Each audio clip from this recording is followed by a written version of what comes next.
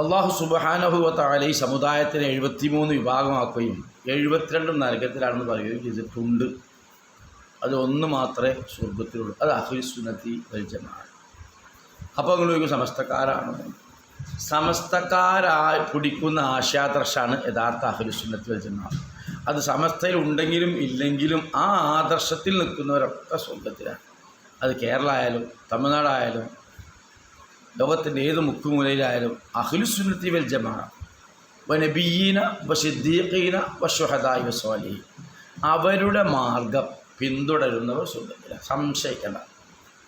ഇതിലൊരു വിശ്വാസമൊന്നും കാരണമില്ല. നിങ്ങൾ നോക്കി ജമാഅത്ത് ഇസ്ലാമി, തബ്ലീഗ് ജമാഅത്ത്, ഖാദിയാനി, ഒരുപാട് ഖളത്തരീഖത്ത്, ഇങ്ങനെ ഒരുപാട് സംഘടന ഉണ്ട്. ഈ സംഘടന ഒക്കെ എന്തിനാ? സുന്നികളല്ലാത്തവരും കൂടി ഒന്നായാൽ പോരെ. പക്ഷെ അവർ പലതും പല സംഘടന ആകുന്നതിനാ സുന്നികളെ എതിർക്കാൻ. ഇവരൊക്കെ